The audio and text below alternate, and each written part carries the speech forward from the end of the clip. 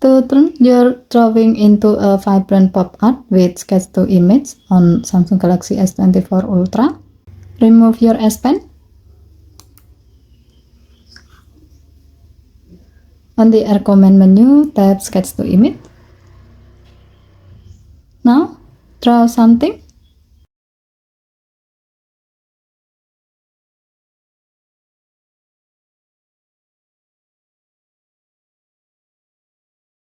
Next, tap the Output File drop-down menu and then select Pop Art.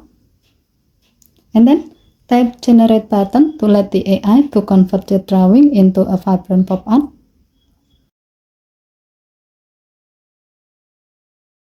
Once done, here you can see that you are provided with some result. You can swipe the result section to the left to see the other images. If needed, you can tap the down arrow icon or save icon at the top of the screen to download the selected image and then save it to the Sketch to Image album on your gallery app.